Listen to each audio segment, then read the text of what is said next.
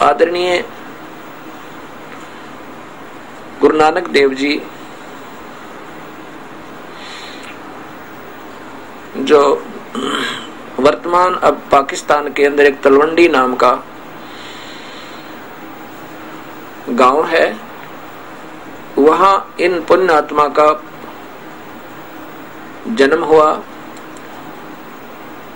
बाबा नानक जी के पूज्य पिताजी का नाम श्री कालू राम मेहता था।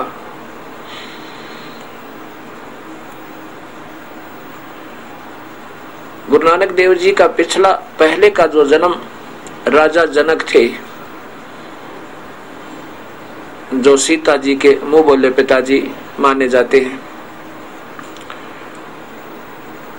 और राजा जनक इतने श्रेष्ठ, इतने सतभक्ति युक्त थे, विष्णु जी के उपासक थे कि सुखदेव ऋषि ने भी उनका उपदेश लिया था।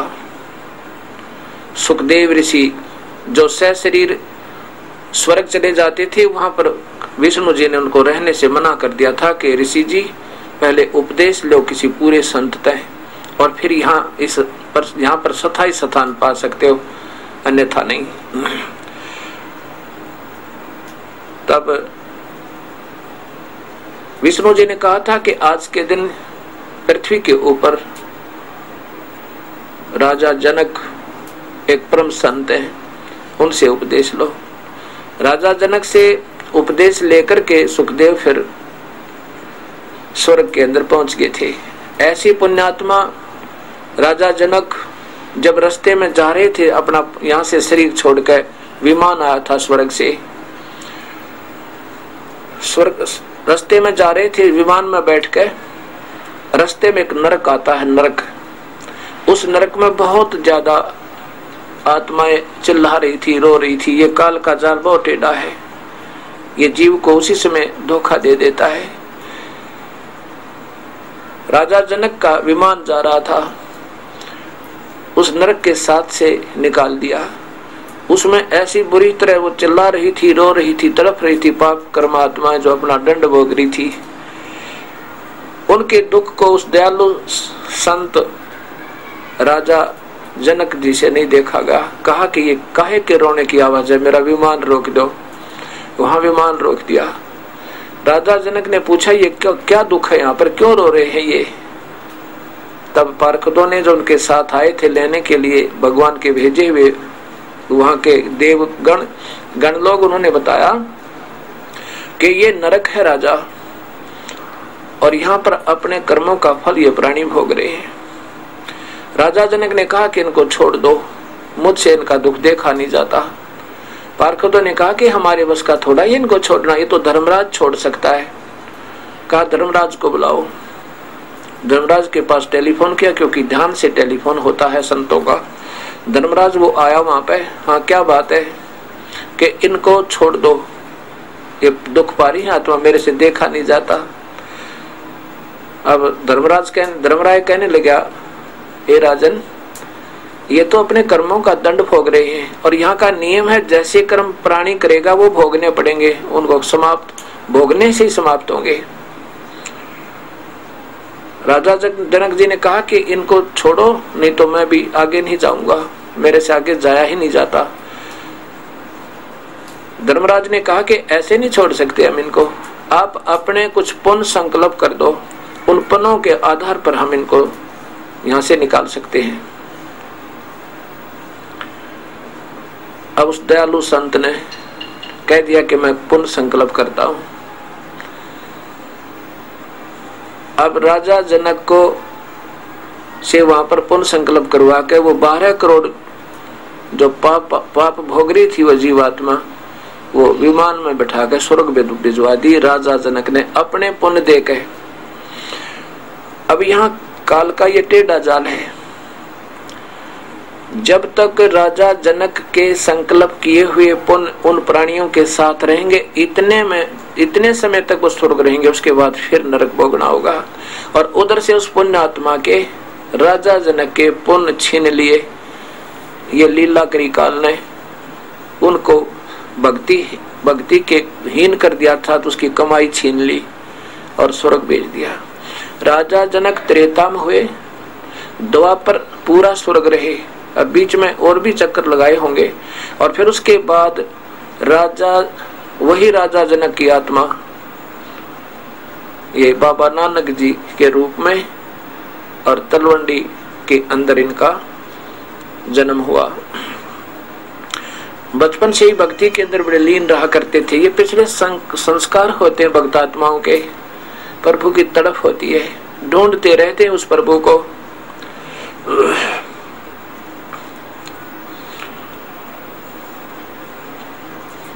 गुरु नानक देव जी बचपन से ही भक्ति में लीन रहते थे, प्रभु में ज्यादा आस्था थी।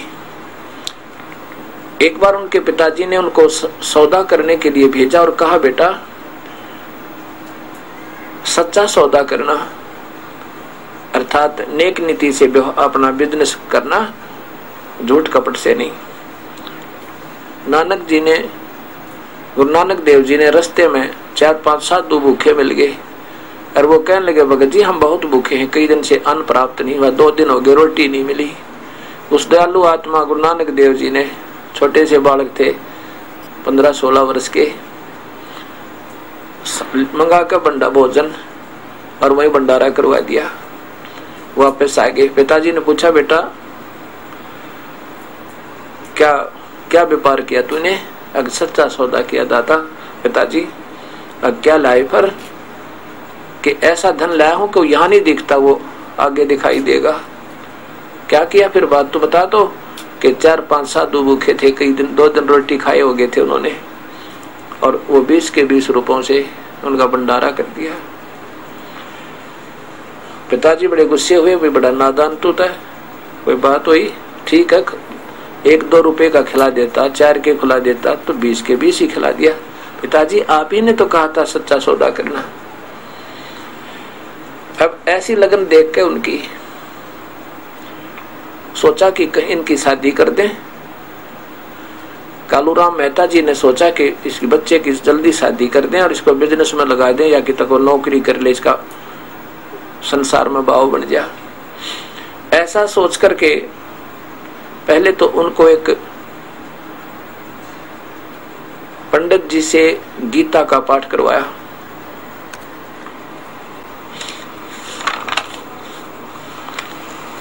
ये देखिएगा जीवन दर्शन,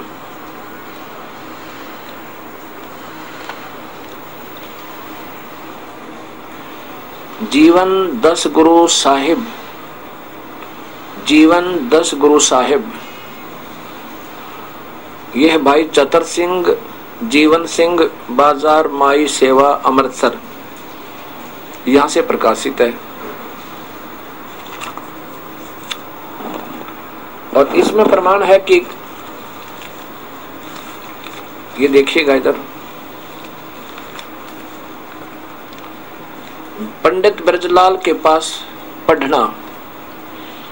जब श्री नानक जी को पादे से छुट्टी मिल गई, उससे पहले पादे के पास पढ़ा करते, तो मेहता कालू जी ने विचार किया कि इसकी ज्यादा धार्मिक रुचि है, इसलिए इसको किसी वेदों शास्त्रों के विद्या जानने वाले पंडित के पास छोड़ना चाहिए, भी बेहतर होगा। यहाँ देखिएगा श्री नानक जी ने यह विचार कर बाद मेहता जी ने श्री नानक जी को संस्कृत के प्रसिद्ध पंडित ब्रजलाल के पास पढ़ने के लिए भेजा। और यहाँ देखिए अब सप्त श्लोकी गीता। एक दिन जब श्री नानक जी बालकों के बीच पंडित के समान बैठकर गीता का पाठ करके अर्थ सुना रहे थे, तो मेहता कालू जी उधर से गुजरे। मेहता जी आपको ऐसा करते देखकर बहुत प्रसन्न हुए और जब घर आए तो पूछने लगे कि बेटा बाहर बालकों में क्या सुना रहे थे, वह मुझे भी बताओ। तब गुरुजी ने कहा कि पिताजी मैं सप्त श्लोकी गीता पढ़ रहा था। फिर आप जी ने गीता के 7 श्लोक पढ़कर सुनाए तथा उनके अर्थ बताए, इस करके बतलाए।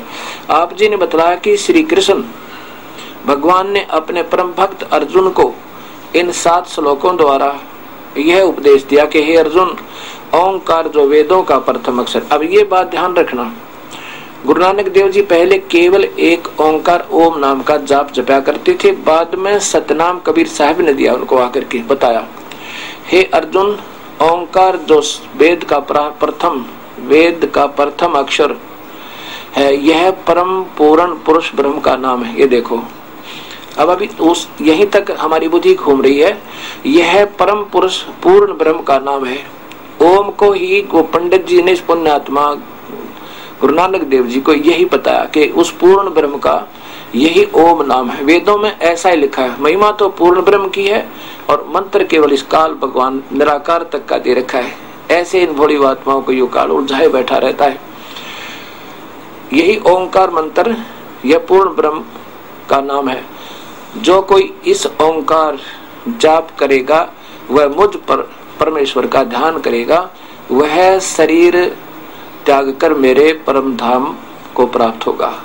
अब ये मैं बताना चाहता हूं भक्तात्माओं, ये फिर देखो एक बार सारा ज्यों का तो पीछे नहीं। ये देखो, ये पूरा पढ़ लो अच्छी तरह।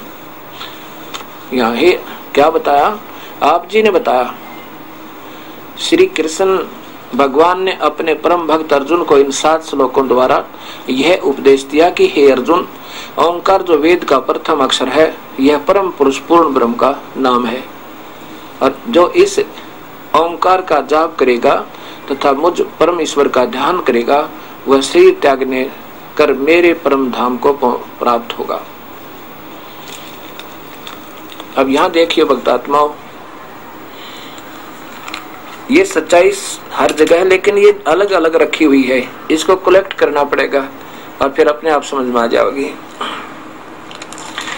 अब इससे सिद्ध होया कि नानक देव जी पहले केवल एक ओंकार।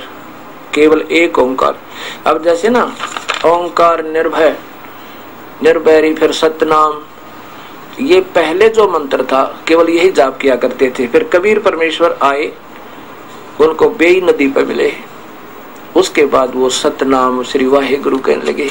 अब आपको प्रमाण देते हैं कि गुरु नानक देव जी अपनी बहन के यहाँ सुल्तानपुर के अंदर रहा करते थे। वहां पर एक नवाब, सुल्तानपुर के नवाब के यहाँ पे अपने बहनोई श्री जयराम जी की कृपा से वहां नौकरी किया करते, मोदी खाने की। और बेई नदी पर प्रतिदिन स्नान करने के लिए जाया करते थे।